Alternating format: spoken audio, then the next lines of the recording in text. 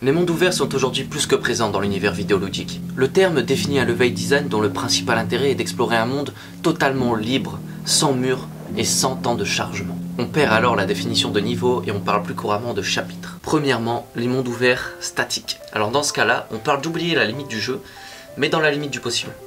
Statique veut tout simplement dire que le monde du jeu a été créé de toutes pièces par les level designers, avec bien sûr une limite à cette map, comme par exemple les Elder Scrolls, le dernier Final Fantasy, GTA et beaucoup d'autres aujourd'hui. Far Cry, par exemple, c'est des exemples parmi tant d'autres. Hein. Parce que dans le cas de ces jeux, si on voudrait créer un monde infini, il faudrait sans cesse des mises à jour et toujours agrandir le diamètre de la map, l'agrandir, créer des nouveaux territoires, tout ça, des nouvelles quêtes, et ce serait complètement impossible, même si les gens ont taffé à vie sur un jeu vidéo, enfin, ce serait impossible. Deuxièmement, les mondes ouverts procédurales. Alors là, on touche au domaine de l'infini. Là, il n'y a plus beaucoup de limites. Là, on peut explorer librement et vraiment sur de très vastes territoires, très vastes contrées. Alors c'est certes un peu plus compliqué que les mondes ouverts de type statique. Procédural, déjà le mot est plus compliqué. On va pas se le cacher.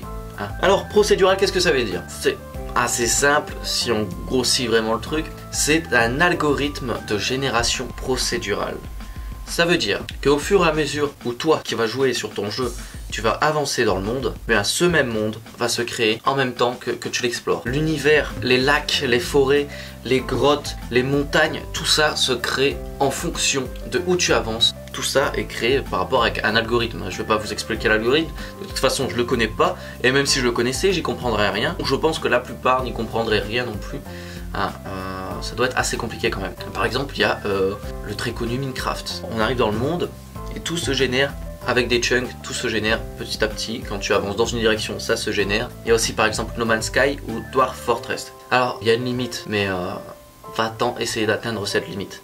Je pense que tu vas passer pas mal d'heures à marcher dans la même direction. Bon, alors maintenant on va revenir à la source, à la toute première, le first. Il va falloir remonter dans le temps, mais quasiment 40 ans. C'est aussi vieux que vos darons. Alors pour vous dire quand même, ça date. Hein. Je dirais ses cheveux blancs et grosse barbe. J'abuse peut-être un peu, d'accord. Respect à tous les darons et les daronnes.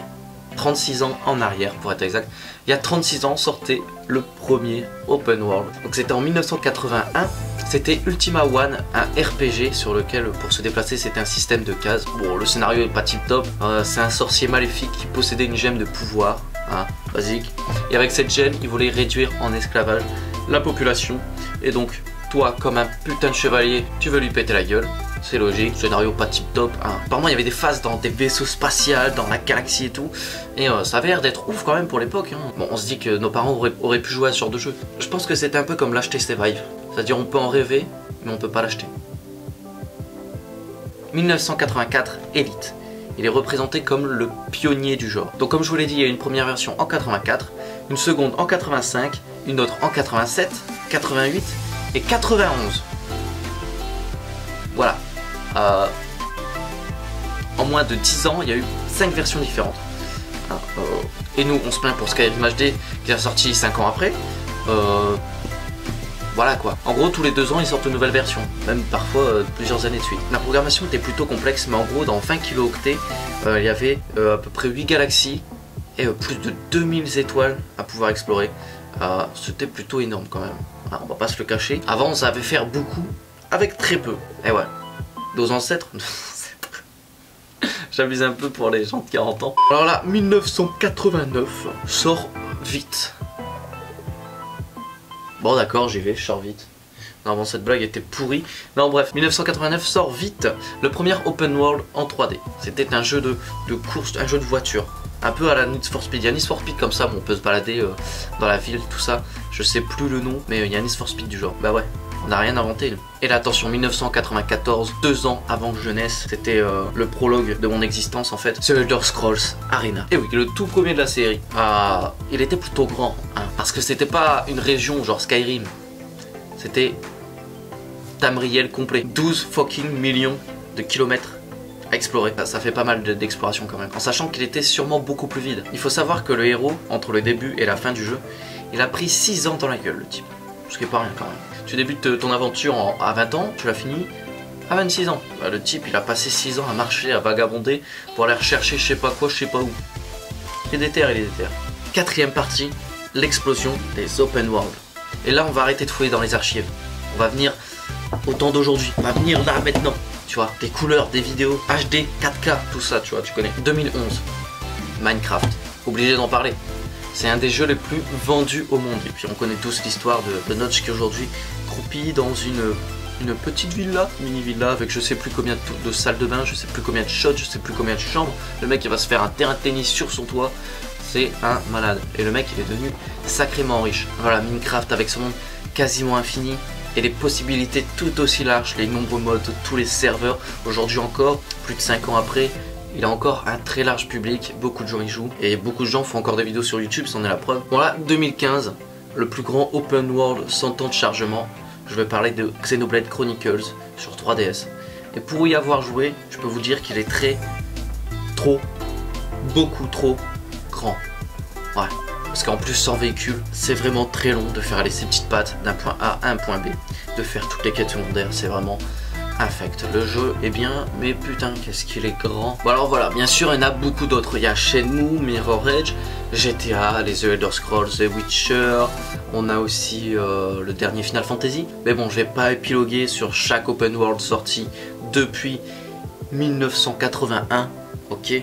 Ça serait beaucoup trop long et beaucoup trop chiant. C'était juste pour faire une liste des premiers open world et des derniers qui ont fait des choses vraiment grandes. 5e partie, l'avenir du genre. On va conclure. Reste assis, c'est pas fini. Alors les jeux vidéo open world qu'on nous propose aujourd'hui sont vraiment immenses. Ils sont vraiment immersifs. Avec des tas de contenus, des tas de choses à faire. Il y en a pour plus de centaines d'heures et des centaines d'heures. Mais voilà, certains se demandent si c'est pas simplement une mode. Ou alors s'il n'y a pas un abus au niveau des open world. Mais bordel, fermez vos gueules! C'est super les mondes ouverts! Bon, à certaines conditions bien sûr.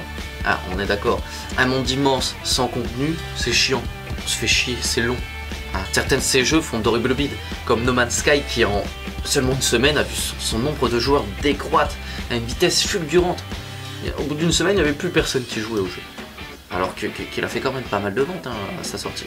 Il était précommandé et tout. Il a donné trop de hype aux joueurs, il a été mal développé et il y a eu pas mal de bugs, ce qui a fait qu'il a chuté.